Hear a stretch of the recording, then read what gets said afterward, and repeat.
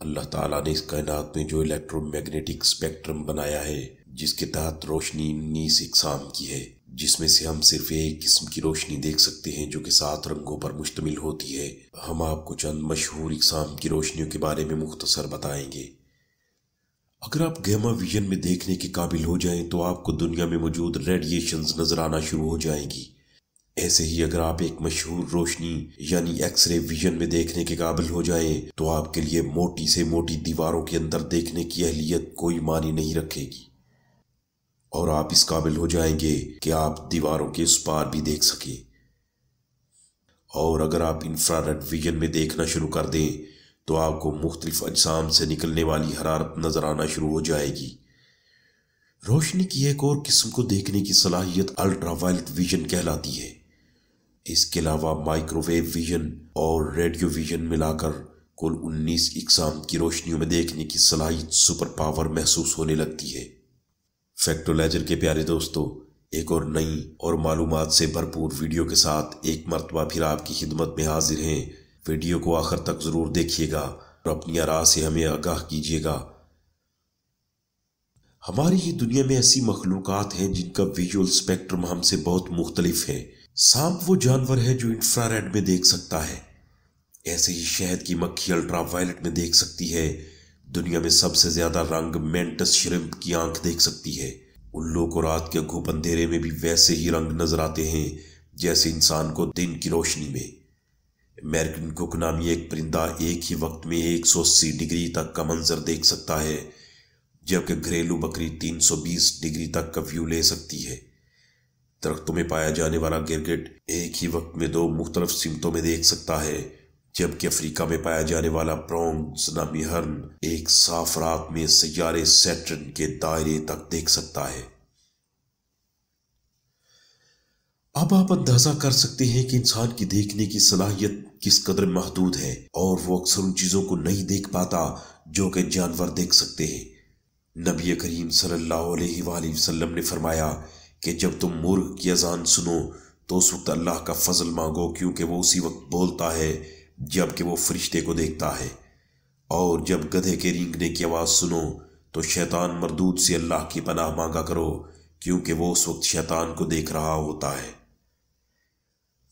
جب مرغ کی آنکھ کی ساخت پر تحقیقات شروع کی گئی تو یہ جان کر بہت حیرانگی ہوئی کہ مرغ کی آنکھ انسانی آنکھ سے 2 باتوں میں مختلف ہے، بلکہ بہت بہتر ہے۔ پہلی بات یہ کہ جہاں انسانی آنکھ میں 2 قسم کے لائٹ ریسیپٹرز ہوتے ہیں، وہاں مرغ کی آنکھ میں 5 قسم کے لائٹ ریسیپٹرز پائے جاتے ہیں۔ اور دوسری چیز فووا، جو انتہائی تیزی سے گزر جانے والی کسی چیز کو پہچاننے میں آنکھ کی مدد کرتا ہے، جس کی وجہ سے مرغ آسانی سے ان چیزوں کو دیکھ سکتا ہے جو روشنی پیدا کرے اور انتہائی تیزی سے حرکت کرے۔ اور اگر آپ گدھے کی آنکھ پر تحقیق کریں تو آپ دیکھیں گے کہ اگرچہ رنگوں کو پہچاننے میں گدھے کی آنکھ ہم سے بہتر نہیں ہے، لیکن گدھے کی آنکھ میں راڈز کا ریشو کہیں زیادہ ہے۔ آپ کو بتاتے چلے کہ ہماری آنکھوں میں 2 قسم کے سیلز پائے جاتے ہیں، یعنی روڈز اور کونز، جن کی وجہ سے ہم رنگوں اور مناظر کو بہت واضح طور پر دیکھ سکتے ہیں۔ اور یہی وجہ ہے کہ گدھا اندھیرے میں درختوں اور سائے تک کو پہچان لیتا ہے، یعنی آسان الفاظ میں گدھے کی آنکھ میں اندھیرے کو پہچاننے کی صلاحیت ہم سے کہیں زیادہ ہے۔ البتہ انسان کی سننے کی حس اس کی دیکھنے کی حس سے بہتر ہے، اگرچہ یہ دوسرے جانوروں کے مقابلے میں پھر بھی کم ہے۔ مثال کے طور پر نیولے نما جانور بجو کے سننے کی صلاحیت سب سے زیادہ یعنی 16 ہرٹز سے لے کر 45,000 ہرٹز تک ہوتی ہے، اور انسان کی اس سے تقریباً آدھی یعنی 30 ہرٹز سے لے کر 20,000 ہرٹز تک۔ اور شاید اس لیے جو لوگ جنات کے ساتھ ہونے والے واقعات رپورٹ کرتے ہیں وہ دیکھنے کی بجائے سرگوشیوں کا ذکر زیادہ کرتے ہیں۔ ایک سرگوشی کی فریکوینسی تقریباً 150 ہرٹز ہوتی ہے، اور یہی وہ فریکوینسی ہے جس میں انسان کا اپنے ذہن پر کنٹرول ختم ہونا شروع ہو جاتا ہے۔ اس کی واضح مثال ایسمر تھراپی ہے، جس میں 100 ہرٹز کی سرگوشیوں سے آپ کے ذہن کو ریلیکس کیا جاتا ہے۔ جنات کو دیکھ نہ پانے کی 2 ممکنہ وجوہات ہیں، جن میں سے ایک تو ہمارا لمیٹڈ ویژول اور سماعت کا اسپیکٹرم ہے۔ دوسری وجہ بیان کرنے سے پہلے ہم آپ کو ایک چھوٹی سی تھیری سمجھانا چاہتے ہیں۔ دوستو، سن 1803 میں ڈالٹن نامی سائنسدان نے ایک تھیری پیش کی تھی کہ کسی مادے کی سب سے چھوٹی اور نہ نظر آنے والی کوئی اکائی ہوگی۔ ڈالٹن نے اس اکائی کو ایٹم کا نام دیا۔ اس بات کے 100 سال گزرے جب ٹامس نامی سائنسدان نے ایٹم کے گرد مزید چھوٹے ذرات کی نشاندہی کی جنہیں الیکٹرونز کا نام دیا گیا۔ پھر 7 سال بعد رادرفورڈ نے ایٹم کے نیوکلس کا اندازہ لگایا اور صرف 2 سال بعد بوہر نامی سائنسدان نے بتا دیا کہ الیکٹرونز ایٹم کے گرد گھومتے ہیں۔ دوستو، 10 سال بعد 1926 میں شارڈنگز نامی سائنسدان نے ایٹم کے اندر بھی مختلف اقسام کی انرجی کے بادلوں کی دریافت کی۔ یعنی جو چیز 218 سال پہلے ایک تھیوری تھی آج وہ ایک حقیقت ہے، اور آج ہم ایٹم کی ساخت سے واقف ہیں، حالانکہ اسے دیکھ پانا کسی آنکھ کے لیے آج بھی ممکن نہیں ہوا۔ ایسی ہی ایک تھیوری 1960 میں پیش کی گئی جسے سٹرنگ تھیوری کا نام دیا گیا۔ اس کی ڈیٹیلز بتانے سے پہلے ہم آپ کو ایک بات کی وضاحت کر دیں کہ انسان کی حرکت آگے پیچھے، دائیں اور بائیں، اوپر اور نیچے ہونا ممکن ہے، جسے 3 ڈائمینشنز کہا جاتا ہے، یعنی 3D۔ ہماری دنیا یا ہمارا عالم انہی 3 ڈائمینشنز کے اندر قید ہے، ہم اس سے باہر نہیں نکل سکتے۔ لیکن سٹرنگز تھیوری کے مطابق 11 ڈائمینشنز موجود ہیں۔ ہم آپ کو ان 11 کی 11 ڈائمینشنز میں سے ممکن ہو سکنے والی باتیں بتائیں گے۔ تیسری ڈائمینشنز میں آپ آگے پیچھے، دائیں بائیں اور اوپر نیچے ہر طرف حرکت کر سکیں گے، اور یہی ہماری حقیقت ہے یا جسے ہم اپنا عالم کہتے ہیں۔ اگر آپ کسی طرح سے چوتھی ڈائمینشنز میں داخل ہو جائیں تو آپ وقت میں بھی حرکت کر سکیں گے۔ اسی طرح اگر آپ 5ویں ڈائمینشنز میں داخل ہو جائیں تو آپ اس عالم سے نکل کر کسی دوسرے عالم میں داخل ہو جائیں گے، جیسا کہ عالم ارواح۔ 6ٹھی ڈائمینشنز میں آپ 2 یا 2 سے زیادہ عالموں میں حرکت کرنے کے بھی قابل ہو جائیں گے، اور آپ عالم اسباب کے ساتھ عالم ارواح اور عالم برزخ تک میں پہنچ جائیں گے۔ 7ویں ڈائمینشنز آپ کو اس قابل بنا دے گی کہ اس عالم میں بھی جا سکیں جو کہ کائنات کی تخلیق سے پہلے تھا، یعنی بگ بینگ۔